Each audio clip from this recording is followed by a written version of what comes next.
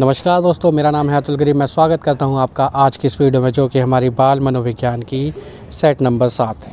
आपने हमारी पिछली 6 वीडियोज़ अगर नहीं देखी हैं तो देख लेना जाके उसको। हमने उसकी एक प्लेलिस्ट बना रखी है, और अगर आपने देखा हुआ है तो आप जानते हैं कि हम यहाँ पर क्या कर रहे हैं। हम यहाँ पर कर रहे हैं वो 30 क्वेश्चंस जो कि आपके मोस्ट इंपॉर्टेंट हो सकते हैं आपके टीचिंग एग्ज़ाम से। तो दोस्तों, बिना किसी देरी के बढ़ते हैं अपने पहले क्वेश्चन की तरफ। और हाँ, अगर वीडियो अगर पसंद आए तो यार इस वीडियो को लाइक कर देना, शेयर कर देना, सब्सक्राइब कर लेना हमारे चैनल को। ठीक है। पहला क्वेश्चन हमारा कहता है कि किस विधि में उद्दीपन अनुक्रिया के मध्य होने वाले संबंधों का अध्ययन किया जाता है। उद्दीपन अनुक्रिया के मध्य होने वाले संबंधों का अध्ययन किया जाता है, किस विधि में किया जाता है। ऑप्शन में हमारे पास में है प्रश्नकर्ता विधि, मनोभौतिक विधि, आत्मनिष्ठ अंकन विधि और प्रयोगात्मक विधि। तो देखो, उद्दीपन अनुक्रिया के मध्य जो संबंधों का अध्ययन कहाँ किया जाएगा, वो किया जाएगा हमारा प्रयोगात्मक विधि में। कौन सी विधि में किया जाएगा? प्रयोगात्मक विधि में किया जाएगा। यार आसपास की जो थोड़ी आवाज़ें हैं ना, ये मैंने आपको कल भी बताया था कि इसको थोड़ा इग्नोर करना, क्योंकि ये जो आवाज़ें हैं ये आपको अलग अलग लोकेशन में आपके साथ में चेंज करता रहता हूँ, तो ये उसकी वजह से होती है। ठीक है। तो आज मेरी लोकेशन कुछ और है, आज हम स्विट्ज़रलैंड में आके शूटिंग कर रहे हैं। खैर, मजाक कर रहा था। अगले क्वेश्चन की तरफ बढ़ते हैं। अगला क्वेश्चन हमारा कहता है कि राष्ट्रीय शैक्षिक अनुसंधान और प्रशिक्षण परिषद, ये बेसिकली आपकी NCERT की फुल फॉर्म है हिंदी में। ठीक है ना। बुद्धि के शिक्षण के लिए कौन सा विभाग खोला है? कौन सा विभाग खोला है? ऑप्शन में हमारे पास में है श्रम और रोजगार विभाग, मनोविज्ञान विभाग, राष्ट्रीय भौतिक विभाग या फिर कोई विभाग नहीं, यानी उपरोक्त में से कोई नहीं। तो भाई देखो, क्वेश्चन बहुत ही सिंपल सा है। बात किसकी कर रहा है ये? बुद्धि के शिक्षण के लिए। बुद्धि के शिक्षण के लिए श्रम रोजगार विभाग खोलेगा क्या? नहीं। राष्ट्रीय भौतिक विभाग का यहाँ पर कोई रोल नहीं है, तो सीधा सीधा दिखाई दे रहा है कि मनोविज्ञान विभाग की बात करेगा। ठीक है। तो बहुत ही हल्का क्वेश्चन था, लेकिन हाँ, इंपॉर्टेंट बहुत है। तीसरा क्वेश्चन आपका कहता है कि निम्नलिखित में से शिक्षक केंद्रित शिक्षण आव्यूह है, यानी वो जगह जहाँ पर शिक्षक केंद्र में रहेगा। कौन रहेगा? शिक्षक केंद्र में रहेगा, बाकी सारे बच्चे बात करेंगे। कहते हैं आज मैं बोलूँगा और तुम सुनोगे। ठीक है। ऑप्शन में हमारे पास क्या है? प्रजातांत्रिक शिक्षण आव्यूह, प्रभुत्ववादी, उपयुक्त दोनों या इनमें से कोई नहीं। तो प्रजातांत्रिक में बच्चे यहाँ पर मालिक हो जाते हैं, यानी बाल केंद्रित शिक्षा का एक रूप है प्रजातांत्रिक। तो हमारा जो यहाँ पर राइट आंसर वो है प्रभुत्ववादी, यानी यहाँ पर प्रभुत्व जमाया जाएगा किसी एक टीचर द्वारा, किसी एक बंदे द्वारा। तो हमारा कौन सा ऑप्शन हो जाएगा? हमारा बी ऑप्शन हमारा करेक्ट हो जाता है। अगले क्वेश्चन को हम देखते हैं कि व्याख्यान के दौरान संप्रेषण होगा। व्याख्यान के दौरान संप्रेषण होगा यदि शिक्षक तैयार किए गए टिप्पणी में से पढ़ाता है, यानी नोट्स में से पढ़ाता है, नोट्स तैयार करके आता है और उन्हें मार्गदर्शिका के रूप में प्रयोग करता है, तात्कालिक व्याख्यान प्रस्तुत करता है, या फिर दूसरे क्षेत्रों में से उदाहरण देते हुए तात्कालिक व्याख्यान प्रस्तुत करता है। तो भाई देखो, जो संप्रेषण होगा यानी कम्युनिकेशन कब होगा? जब टीचर अगर खुद ही के नोट से पढ़ाएगा तो संप्रेषण नहीं हो पाएगा। ठीक है। उसे गाइड के रूप में यूज़ करेगा तो भी नहीं हो पाएगा, तात्कालिक व्याख्यान में भी नहीं हो पाएगा। आपको जो ऑप्शन नंबर डी है, दूसरे क्षेत्रों में से उदाहरण लेते हुए, यानी कि दूसरे किसी क्षेत्र का उदाहरण देता हुआ वो क्या करेगा? तात्कालिक व्याख्यान प्रस्तुत करेगा। तो हमारा जो शिक्षक होगा ये संप्रेषण को करवा पाएगा। ठीक है ना। कम्युनिकेशन कब होगी? जब आपके पास में टॉपिक एक ऐसा हो जिस पर बात करने की बात हो। ठीक है ना। तो चलो अगले क्वेश्चन की तरफ बढ़ते हैं। अगला क्वेश्चन हमारा कहता है कि शिक्षण में उत्तम प्रणाली वह है, शिक्षण में उत्तम प्रणाली वह है जिसमें प्रश्नोत्तर की आवश्यकता ना हो, अध्यापक छात्रों से प्रश्न पूछे, छात्र शिक्षक से शंका समाधान करे, या फिर अध्यापक और छात्र दोनों प्रश्न पूछें। प्रश्नोत्तर की आवश्यकता ना हो, यार ऐसा तो हो नहीं सकता। ठीक है ना। अगर प्रश्नोत्तर नहीं होगा तो फिर शिक्षण की उत्तम प्रणाली किस बात की? वो अध्यापक छात्रों से प्रश्न पूछे तो यार ये तो प्रभुत्ववादी हो गया। छात्र शिक्षक से शंका समाधान करे तो ये आपका प्रजातांत्रिक हो गया। आपका जो डी ऑप्शन है, अध्यापक और छात्र दोनों प्रश्न पूछे, तो आपकी ये उत्तम शिक्षा प्रणाली कहलाएगी। ठीक है। अगला क्वेश्चन हमारा कहता है कि विकास और वृद्धि क्या है? विकास और वृद्धि बहुत ही हलवा क्वेश्चन है ये, कि विकास और वृद्धि क्या है? एक दूसरे के विरोधी हैं, एक दूसरे के समान है, एक दूसरे के पूरक हैं, इनमें से कोई नहीं। तो इसका जो सी ऑप्शन सही है। विकास और वृद्धि दोनों एक साथ चलते हैं, एक दूसरे के पूरक हैं। वृद्धि है तो विकास नहीं, वृद्धि नहीं है तो विकास में भी दिक्कत आएगी, और विकास नहीं है तो फिर वृद्धि में भी दिक्कत आती है। ठीक है। तो दोनों एक दूसरे के सप्लीमेंट्री है, दोनों एक दूसरे के साथी हैं जन्म जन्म के। ठीक है। और ये अगला क्वेश्चन कहता है हमारा कि किशोरावस्था अपराध प्रवृत्ति के विकास का नाजुक समय है। पक्के अपराधियों की एक विशाल संख्या किशोरावस्था में ही व्यावहारिक जीवन को गंभीरतापूर्वक आरंभ करती है। ये कथन किसने कहा है? क्या है? किशोरावस्था अपराध प्रवृत्ति के विकास का नाजुक समय। ये कथन कहा है? वैलेंटाइन ने। किसने कहा? वैलेंटाइन ने। वैलेंटाइन वही है जिन्होंने आदतों के निर्माण के ऊपर अपना सिद्धांत दिया था। किसके ऊपर दिया था? आदतों के निर्माण के ऊपर अपना सिद्धांत दिया था। उन्होंने बताया था कि आदतें किस किस तरीके से होती है, आपकी सामाजिक आदतें कौन सी होती हैं, शारीरिक आदतें कौन सी होती हैं, मनोवैज्ञानिक आदतें कौन सी होती हैं। ठीक है। उसके ऊपर इन्होंने बात की थी। किसने? वैलेंटाइन जी ने। ये वैलेंटाइन डे वाला नहीं है भाई, इसे थोड़ा देख लेना, अगर कभी आप गूगल में सर्च करो तो वैलेंटाइन साइकोलॉजी के नाम से इसको सर्च करना, ठीक है। कहीं तुम सर्च करो वैलेंटाइन साइकोलॉजी और बढ़िया तरीके से आपने स्पेलिंग गलत कर दी तो पता चला आपसे फिर वैलेंटाइन डे के आपको फ़ायदे गिनाने लगेगा, है ना, तो वैसा कुछ नहीं करना। अगला क्वेश्चन आपका कहता है कि सामाजिक और संवेगात्मक विकास साथ साथ चलते हैं, यह कथन किसका है? सामाजिक और संवेगात्मक विकास दोनों साथ साथ चलते हैं, कथन किसका है? ऑप्शन में कह रखा है हॉल का है, स्किनर का है, क्रो एंड क्रो का है, या फिर स्ट्रैंग का है। तो इसका सी ऑप्शन है, ये बिल्कुल ठीक है। क्रो एंड क्रो ने बात कही थी कि सामाजिक और संवेगात्मक विकास कैसे चलते हैं, साथ साथ चलते हैं। क्रो एंड क्रो वही हैं जिन्होंने आपके साथ में ये भी बात की थी कि जो पुस्तकें होती हैं वो किसके लिए होती है, वो अपरिपक्व लोगों के लिए होती है, यानी मैच्योर पीपल के लिए आपकी पुस्तकें होती हैं, ठीक है। अगले क्वेश्चन की तरफ बढ़ते हैं। अगला क्वेश्चन आपका कहता है कि गेस्टाल्टवाद के जन्मदाता कौन है? गेस्टाल्टवाद के जन्मदाता कौन है? गेस्टाल्टवाद बेसिकली को हम संपूर्णवाद भी कहते हैं, सोजतावाद भी कहते हैं, तो ये उसके बारे में पूछ रहा है। ऑप्शन में हमारे पास में स्किनर, वर्दाइमर है, या वर्दीमर इसे हम पढ़ते हैं नॉर्मली, और बिने है और स्पिनोविच है।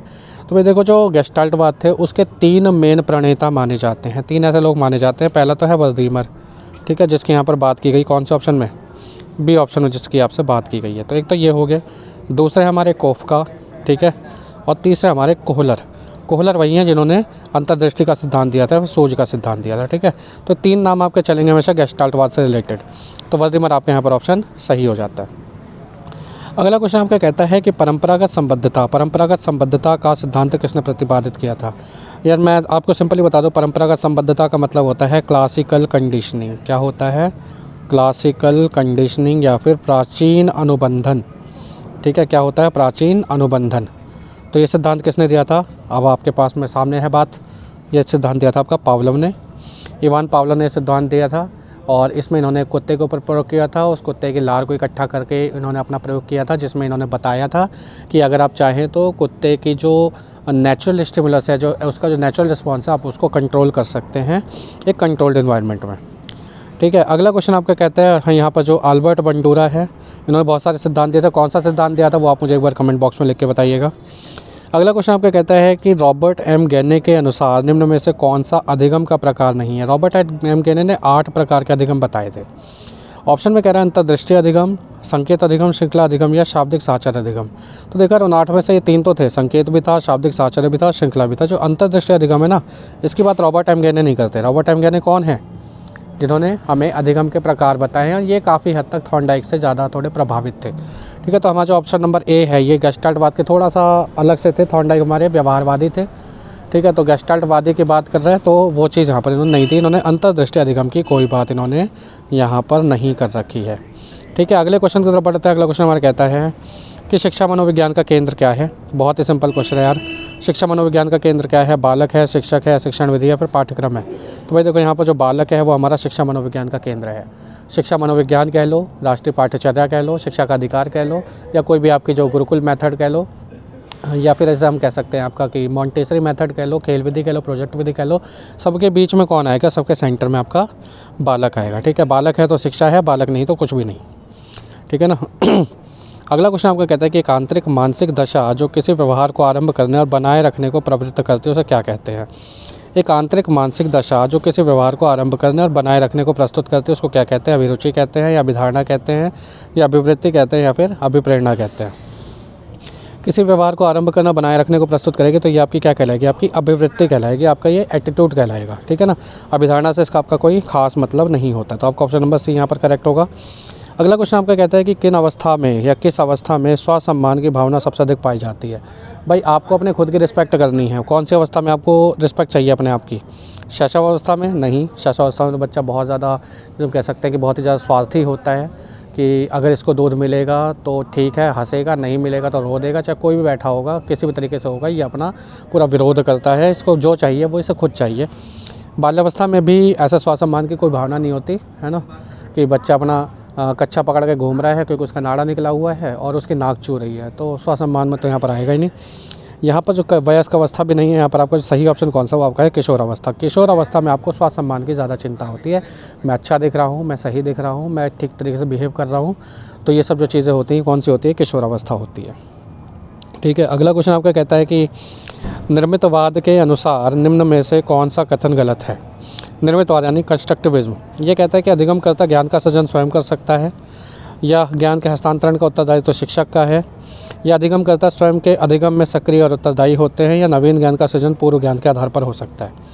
निर्मितवाद कह रहा है कि अधिगमकर्ता जो है वो अपने ज्ञान का निर्माण स्वयं करता है। तो भैया अगर स्वयं करता है तो पहला पॉइंट तो आपका ठीक है, दूसरा पॉइंट आपका गलत है, तीसरा पॉइंट आपका ठीक है, चौथा पॉइंट आपका ठीक है। स्वयं के अधिगम में सक्रिय और उत्तरदायी होते हैं अधिगमकर्ता, तो ये आपका पॉइंट ठीक है। नवीन ज्ञान का सृजन पूर्व ज्ञान के आधार पर हो सकता है, बिल्कुल हाँ, अगर आपके पास में पहले की नॉलेज है तभी आप नवीन ज्ञान को ग्रहण कर पाओगे। ठीक है ना। अब आपने ए फॉर एप्पल तो सीखा नहीं, और मैं आपसे बता दूं कि यार कि एप्पल की स्पेलिंग होती है APPLE, अब उसको तो यही नहीं पता कि यार ए क्या होता है। ठीक है ना। तो वो सारी चीज़ें होती हैं, है ना। तो आप इसे और भी एग्जांपल समझ सकते हैं। आपको जो बी ऑप्शन है ज्ञान के हस्तांतरण का उत्तरदायित्व तो शिक्षक का नहीं है भाई, ये किसका है? ज्ञान का हस्तांतरण कौन करेगा? अधिगमकर्ता खुद करेगा। क्यों? क्योंकि ये कौन सा वाद है? ये आपका कंस्ट्रक्टिविज्म है। कौन सा है? कंस्ट्रक्टिविज्म है, ये उसकी बात कर रहा है। ठीक है ना। तो यहाँ पर ज्ञान का निर्माण कौन करेगा? बच्चा खुद कर रहा है। अगले क्वेश्चन की तरफ बढ़ते हैं। अगला क्वेश्चन हमारा कह रहा है कि छात्रों की निष्पत्ति निर्भर करती है, छात्रों की निष्पत्ति निर्भर करती है किस चीज़ पर? जाति पर, बुद्धि पर, अभिप्रेरणा पर, स्वप्रत्यय पर। स्वप्रत्यय पर, बुद्धि पर, अभिरुचि पर और अभिप्रेरणा पर। लिंग, बुद्धि, अभिरुचि और अभिप्रेरणा पर। अभिप्रेरणा, बुद्धि, शारीरिक बनावट और अभिरुचि पर। छात्र कोई भी काम करेगा, उसका जो ज्ञान है, उसका जो अधिगम है, वो किस चीज़ पर निर्भर करेगा भाई? देखो पहले ऑप्शन में आपकी जोड़ी है जाति, तो जाति तो आपका ऑप्शन नहीं बनेगा। ठीक है ना। जाति से हमारा कोई मतलब नहीं होता। दूसरे ऑप्शन में हमारे पास कुछ नहीं, तो दूसरा आपका वैसे करेक्ट ऑप्शन है। बाकी तीसरा ऑप्शन में देख लो, तीसरा ऑप्शन में आपके पास लिंग है, लिंग का भी कोई मतलब नहीं होता। और चौथा ऑप्शन आपके पास क्या है? चौथा ऑप्शन आपके पास है शारीरिक बनावट। ठीक है। तो ये आपका ऑप्शन जो है ये भी गलत है। तो आपका कौन सा ऑप्शन ठीक है? आपका बी ऑप्शन यहाँ पर करेक्ट है। अगले क्वेश्चन की तरफ बढ़ता है। अगला क्वेश्चन आपका कहता है कि मानसिक स्वास्थ्य के संप्रत्यय की पूर्ण जानकारी एक शिक्षक को योग्य बनाती है। मानसिक स्वास्थ्य के संप्रत्यय की पूर्ण जानकारी, मानसिक स्वास्थ्य का कॉन्सेप्ट को अगर कोई अच्छे तरह से जान जाता तो शिक्षक किस योग्य बन जाएगा? अन्य विद्यार्थियों से अंतःक्रिया करने में, बिल्कुल ठीक है। उपयुक्त शिक्षण व्यूह रचना चयन में, ये भी बिल्कुल ठीक है कि वो एक अपनी तरफ से एक नया पाठ्य योजना बना सकता है, अपना पाठ्यक्रम बना सकता है। ठीक है। तीसरा कहता है विद्यार्थियों के वांछित व्यवहार में गहन सोच विकसित करने में, ये सबसे ज़्यादा सही है वैसे। और चौथा जो ऑप्शन है आपका विषय वस्तु के संप्रत्यय स्पष्टीकरण में, यानी ऑप्शन आपके चारों ठीक है, लेकिन जो मेन जो आपका ऑप्शन है वो कौन सा है? वो सी ऑप्शन बिल्कुल करेक्ट है। क्योंकि यहाँ पर क्या है, ये क्या कर रहा है? छात्रों के संबंध में, उनके व्यवहार में गहन सोच विकसित कर रहा है। ठीक है ना। तो जब कभी आप व्यवहार को पढ़ पा रहे हो तो या फिर आप एक अच्छे टीचर बन जाते हो। ठीक है। तो आपका सी ऑप्शन जो है वो बिल्कुल करेक्ट है। नेक्स्ट क्वेश्चन आपके कह रहा है कि सहयोगी शिक्षण प्रतिमान की एक महत्वपूर्ण विशेषता। सहयोगी शिक्षण प्रतिमान यानी जिसे हम पीयर लर्निंग कहते हैं। पीयर लर्निंग जो कॉन्सेप्ट है, जहाँ पर बच्चे साथ में बैठ के ग्रुप बनाकर किसी भी तरीके से आपकी स्टडी कर रहे हैं, तो उसमें क्या होगा? पहला, विद्यार्थी अंतः पारस्परिक क्रिया द्वारा कार्य करते हैं, कठिन ग्रेडिंग से मुक्त होते हैं, समूह आकार महत्वपूर्ण नहीं होता और उपयुक्त सभी। तो भाई सहयोगी शिक्षण प्रतिमान में जो ऐसा हम कह सकते हैं कि आपका जो उपयुक्त सभी वो आपका ऑप्शन ठीक है, क्योंकि अंतः परस्पर क्रिया भी हो रही है। यहाँ पर कठिन ग्रेडिंग से भी मुक्त हो रहे हैं कि कोई ऐसे टफ ग्रेडिंग नहीं है, कोई आपसे कोई वाइवा नहीं लेगा, एक ही सवाल के जवाब आपसे 50 बार नहीं पूछेगा। ठीक है। और समूह आकार यहाँ पर ज़रूरी नहीं होता, 2 बच्चों का भी ग्रुप हो सकता है, 20 बच्चों का भी ग्रुप हो सकता है। तो आपका जो ऑप्शन नंबर डी है उपयुक्त सभी आपका करेक्ट हो जाता है। क्वेश्चन नंबर 19 हमारा कहता है कि शिक्षक के समायोजन की प्राथमिक जिम्मेदारी किसकी होती है? शिक्षक के समायोजन की प्राथमिक जिम्मेदारी किसकी होगी? प्रधानाचार्य की होगी, समुदाय की होगी, स्वयं शिक्षक की होगी, फिर विद्यार्थी की होगी? भाई देखो, समायोजन का मतलब क्या है कि आप बच्चों के साथ आप रूबरू हो पाएँ, आप उस माहौल में ढल पाएँ, आप अपना समायोजन कर पाएँ, आप अपना अनुकूलन कर पाएँ। तो कौन जिम्मेदारी होगी? तो भाई ये आपकी जिम्मेदारी किसकी होगी? खुद शिक्षक की होगी। यहाँ पर ना प्रधानाचार्य कोई रोल अदा करेगा, ना समुदाय करेगा, ना ही विद्यार्थियों से खैर आप उम्मीद कर ही नहीं सकते इसके लिए ना। ठीक है। अगला क्वेश्चन आपका कहता है कि यार ये कुत्ते बहुत भौंक रहे हैं, इनकी आवाज़ को प्लीज़ इग्नोर करना ना भाइयों। ठीक है ना। जब हम अच्छा पढ़ रहे होते तो अब वैसी बात है कि ऐसी आवाज़ें आती है। तो अगला क्वेश्चन आपका कहता है कि परिवार बच्चे को निम्न प्रकार से शिक्षा देता है। परिवार जो है वो बच्चे को निम्न प्रकार से शिक्षा देता है। किस प्रकार से देता है? ऑप्शन में हमारे पास में क्या क्या कह रहा है ये? ऑप्शन में हमसे कह रहा है कि औपचारिक रूप से, अनौपचारिक रूप से, जानबूझकर या फिर नियमित रूप से।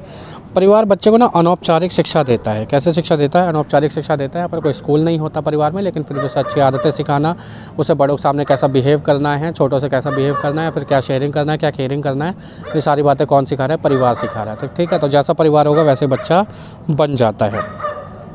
अगला क्वेश्चन आपका कहता है कि बच्चों की शारीरिक वृद्धि की दर अधिक होती है। बच्चों की शारीरिक वृद्धि की दर अधिक होती है कहाँ पर? पूर्व बचपन में उत्तर बचपन के बजाय, उत्तर बचपन में किशोरावस्था के बजाय, किशोरावस्था में पूर्व बचपन के बजाय, या फिर प्रौढ़ावस्था में किशोरावस्था के बजाय। शारीरिक वृद्धि सबसे ज़्यादा होती है बच्चे की पूर्व बचपन में। किस में होती है? पूर्व बचपन में शारीरिक वृद्धि सबसे ज़्यादा होती है। ठीक है ना। तो आपका ऑप्शन नंबर ए यहाँ पर ठीक है। अगले क्वेश्चन की तरफ बढ़ते हैं। अगला क्वेश्चन आपका कहता है टैट किस प्रकार का उपकरण है। टैट टी आपका किस प्रकार का उपकरण है। टैट बेसिकली है क्या? टैट है थीमेटिक एपरसेप्शन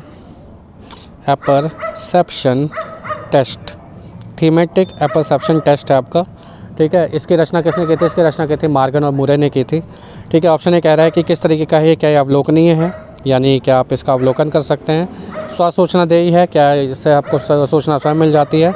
स्थिति पेक्षी है, स्थिति के ऊपर निर्भर करता है, या फिर स्वमूल्य निर्धारण है कि अपने आप ही अपने मूल्य निर्धारण कर लेता है। तो भाई यहाँ पर जो आपका ऑप्शन नंबर सी है ये आपका बिल्कुल करेक्ट ऑप्शन है कि स्थिति पेक्षी है। सारी चीज़ें कैसी है? स्थिति पेक्षी है। अगला क्वेश्चन आपका कहता है कि एक छात्र बोर्ड परीक्षा के लिए कठिन परिश्रम कर रहा है।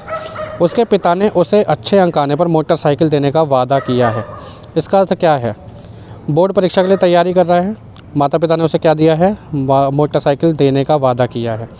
तो ये पूछा कि किस तरीके का ये प्रेरणा है, किस तरीके का प्रेरणा है। ऑप्शन में हमारे पास में आंतरिक प्रेरणा, बाह्य प्रेरणा, या फिर गणितीय प्रेरणा, या फिर आंतरिक और बाह्य प्रेरणा। वो जो आपका नंबर जो ऑप्शन नंबर बी है वो आपका करेक्ट है, बाह्य प्रेरणा है। कैसे? अगर आंतरिक प्रेरणा होती तो बच्चा अपने आप मोटिवेट होता, और अगर ये आंतरिक और बाह्य दोनों प्रेरणा होती तो भी बच्चा अपने आप मोटिवेट होता, उसे बाहर से मोटिवेट करने की थोड़ी सी कम ज़रूरत पड़ती। लेकिन ये जो बाह्य प्रेरणा ही है पूरी पूरी, जब आप किसी भी बच्चे को किसी काम को करने के लिए लालच दे रहे हो, या कोई ऐसा आप उसे पुनर्बलन देने की कोशिश कर रहे हो, तो कौन सी प्रेरणा होगी? आपकी आउटसाइड की मोटिवेशन होगी, ठीक है। जिस तरीके से मोटिवेशन होगी उस तरीके से बच्चे का रिजल्ट भी होता है। जितनी बड़ी मोटिवेशन उतना बड़ा बच्चे का रिजल्ट, ऐसा हम एज्यूम करके चलते हैं। अगला क्वेश्चन आपका कहता है कि अच्छा अधिगम निर्भर करता है किस चीज़ पर? अच्छा अधिगम किस पर निर्भर करेगा? शिक्षक पर करेगा, छात्र की सक्रिय रुचि पर करेगा, उपयुक्त शिक्षण विधि और सहायक सामग्री के आधार पर करेगा, या फिर उपरोक्त सभी पर। भाई आपका डी ऑप्शन यहाँ पर करेक्ट है। शिक्षक अच्छा होगा तो अच्छा अधिगम होगा, छात्र अगर सक्रिय रहेगा तो भी अच्छा अधिगम होगा, अगर अच्छे शिक्षक सामग्री का यूज़ किया जाएगा तो भी आपका अधिगम जो है वो अच्छा होता है। नेक्स्ट क्वेश्चन हमारा कहता है कि www से तात्पर्य क्या है। www बहुत ही छोटा क्वेश्चन है ये। इसमें पहले वाले W का मतलब है वर्ल्ड, क्या है? वर्ल्ड। सेकंड वाले का है वाइड, थर्ड वाले का है वेब, ठीक है। World wide web. तो आपका जो ऑप्शन नंबर कौन सा है? बी ऑप्शन आपका बिल्कुल करेक्ट। अच्छा यहाँ पर देखना सी ऑप्शन भी कह रहा है वर्ल्ड वाइड वेब, लेकिन यहाँ पर वर्ड शब्द है WORD वाला, ठीक है ना। तो आपका जो ऑप्शन नंबर बी है वो यहाँ पर करेक्ट है। अगले क्वेश्चन की तरफ बढ़ते हैं। क्वेश्चन हमारा कहता है कि संचार की प्रक्रिया में यानी कम्युनिकेशन में संज्ञानात्मक आंकड़ों के प्रेषण में मुख्य रुकावट कौन सी होती है। आपको जो आंकड़े मिलते हैं, जो संज्ञानात्मक आंकड़े मिलते हैं, उसमें मुख्य रुकावट क्या है? क्या व्यक्तित्व है, क्या अपेक्षा है, या सामाजिक दर्जा है, या फिर आपका कोटबद्ध करने की योग्यता। तो भाई आपका जो डी ऑप्शन है कोटबद्ध करने की योग्यता, ये आपकी सबसे बड़ी रुकावट होती है, ठीक है। व्यक्तित्व से आपकी कोई रुकावट नहीं होती। एक अच्छा खासा जिसे हम कहते हैं कि जिसका व्यक्तित्व बहुत अच्छा नहीं है वो भी बहुत अच्छा काम कर लेता है। अपेक्षा से भी इसका कोई खास मतलब नहीं है, सामाजिक दर्जे से तो इसका कोई मतलब है ही नहीं। कोटबद्ध करने की योग्यता यानी आपका दिमाग कितना अच्छा काम कर रहा है, आप कितना अच्छा कम्युनिकेट कर पा रहे हैं, आपकी योग्यता आपकी निर्भर करती है इस पर, ठीक है ना। अगला क्वेश्चन आपका कहता है कि कक्षा में भावी अनुशासन के लिए अध्यापक को क्या चाहिए? कि छात्रों को जो चाहे करने दे? नहीं यार, ऐसा तो नहीं होना चाहिए। छात्र जो भी चाहे वो करेंगे तो फिर ये चीज़ थोड़ी सी गलत हो जाएगी, क्योंकि छात्रों का कुछ पता नहीं है, वो कोरा कागज़ होते हैं, वो अच्छा भी कर सकते हैं, बुरा भी कर सकते हैं। अच्छा करेंगे तो वाह वाह हो जाएगी, बुरा करेंगे तो फिर माता पिता घर पे क्या लाते हैं? शिकायत ले आते हैं, टीचर को आगे जेल तक करा देते हैं भाई आजकल तो, ठीक है। तो इससे बच के रहें कि छात्रों को उनकी मर्ज़ी का मत करने दें, उनको गाइड करना है आपको। छात्रों के साथ कठोर व्यवहार करें, भाई ये गलती मत करना, आप ये बताया ना कि जेल तक हो जाती है इसमें। तो इसे कहता है छात्रों को कुछ समस्याएं हल करने को दें, ये एक तरीका हो सकता है, लेकिन हमें क्लास शांत नहीं करानी। हमें क्या करना है? हमें भावी अनुशासन है, यानी कि हमें एक अच्छे अनुशासन के लिए हमें काम करना है। तो इसमें कौन सा ऑप्शन आपका डी ऑप्शन है? उनसे नरमी और दृढ़ता का व्यवहार करें, यानी उनसे सॉफ्ट तरीके से पेश आए, और साथ ही साथ जिस भी तरीके से आप पेश आए वो आपका मजबूत पक्ष होना चाहिए, ठीक है ना। तो आपका जो ऑप्शन नंबर डी है वो आपका करेक्ट हो जाएगा। अगला क्वेश्चन आपका कहता है कि फ्रायड के अनुसार मन की संरचना की सही कोटि क्या है। फ्रायड वही हैं जिन्होंने मनोविश्लेषण का सिद्धांत दिया था। किसका सिद्धांत दिया था? मनोविश्लेषण का सिद्धांत दिया था। इन्होंने काम की प्रवृत्ति के ऊपर सारा सिद्धांत दिया था। इनका ऑप्शन में कहता है अति अहम, इदम अहम, सही कोटि, यानी कि इन्होंने इसका क्रम पूछा है। इदम अहम, अति अहम, अहम अति अहम इदम, या फिर इदम अति अहम अहम। तो देखो ये जो अहम, अति अहम और ये जो आपके ऑप्शन है कैसे हैं? इदम बेसिकली है आपका इड आपका सबसे छोटा होता है, ठीक है। ये कुछ नहीं जानता, जिसे हम कहते हैं दिल तो बच्चा है जी, तो ये वाला पार्ट है। इड आपका सबसे छोटा होगा। सेकंड है आपका अहम, ईगो आपका फिर सेकंड नंबर पर आता है, और थर्ड नंबर पर आपका आता है सुपर ईगो। कौन सा आता है? सुपर ईगो आपका थर्ड ऑप्शन पर आता है। ठीक है ना। 29 हमारा क्वेश्चन कहता है कि श्रृंखला अधिगम संबंधित है। श्रृंखला अधिगम किससे संबंधित है? श्रृंखला अधिगम की बात कर रहा है, इसका संबंध किससे है? क्या ब्रूनर से है, या गेने से है, टालमैन से है, फिर थॉर्नडाइक से है? तो यहाँ पर हमारा जो ऑप्शन नंबर बी है गेने, वो हमारा करेक्ट है। मैंने जैसा आपको बताया था कि गेने ने ही अधिगम के 8 प्रकार बताए थे, तो आपका जो ऑप्शन नंबर बी है वो आपका यहाँ पर करेक्ट हो जाएगा। आज की श्रृंखला का हमारा आखिरी क्वेश्चन है, वो कहता है कि आत्म संप्रेषण को कहते हैं। आत्म संप्रेषण को कहते हैं क्या? ऑप्शन में हमारे पास में है संगठनात्मक संप्रेषण, अफवाह संप्रेषण, अंतर्वैयक्तिक संप्रेषण और अंतःवैयक्तिक संप्रेषण। देखो यहाँ पर 2 शब्द है यार। एक है आपका अंतर्वैयक्तिक। अंतर्वैयक्तिक का मतलब होता है इंटरपर्सनल। कौन सा होता है? इंटरपर्सनल। यहाँ पर 2 लोग आपस में बात करते हैं। ठीक है, हम बात किसकी कर रहे हैं? हम आत्म संप्रेषण की कर रहे हैं, यानी सेल्फ कम्युनिकेशन, अपने आप से बात कर रहे हो। तो और ये जो दूसरा वाला जो ऑप्शन है ये कहता है अंतःवैयक्तिक, यानी इसे हम कहते हैं इंट्रापर्सनल। क्या बोलते हैं? इंट्रापर्सनल। यहाँ पर व्यक्ति अपने आप से बात कर रहा है। तो आपका जो ऑप्शन नंबर डी है ना, वो यहाँ पर करेक्ट हो जाएगा। संगठनात्मक का यहाँ से कोई मतलब नहीं है, अफवाह का आपका यहाँ से कोई भी मतलब नहीं बनता है। ठीक है, तो ये तो दोस्तों हमारे आज के वो 30 टॉप मोस्ट इंपॉर्टेंट क्वेश्चन। ये वीडियो आपको कैसे लगी नीचे कमेंट सेक्शन में आप बता दीजिएगा। अगर आपको अच्छे लगे तो इस वीडियो को प्लीज़ लाइक कीजिएगा, शेयर कीजिएगा, सब्सक्राइब कीजिएगा हमारे चैनल को। और अगर आपको नहीं भी अच्छी लगी तो डिसलाइक कर देना, लेकिन कोई ना यार बात ज़रूर किया करो, कोई ना कोई कम्युनिकेशन ज़रूर किया करो। अगर आपको लगता है कि आपके कुछ डाउट्स हैं किसी क्वेश्चन को लेकर, तो वो डाउट भी आप नीचे कमेंट सेक्शन में डाल सकते हैं। ठीक है ना। मैं कोशिश करूँगा कि उन सारे डाउट्स को मिलाकर एक स्पेशल आपको वीडियो देने की। और आने वाले समय में जल्दी से ही हम ऐसा करने वाले कि हम आपके साथ में प्रीवियस ईयर के क्वेश्चन भी हम आपके साथ सॉल्व करेंगे। ठीक है, CDP के भी। और अगर आपको किसी और भी सब्जेक्ट में अगर कोई दिक्कत आती है तो प्लीज़ आप बताइए कमेंट सेक्शन में, हम आपकी उस वाली परेशानी को दूर करने की कोशिश करेंगे। ठीक है, तो आज की वीडियो के लिए इतना ही यार। मिलते हैं आपसे अगली वीडियो में, तब तक के लिए जय हिंद, वंदे मातरम।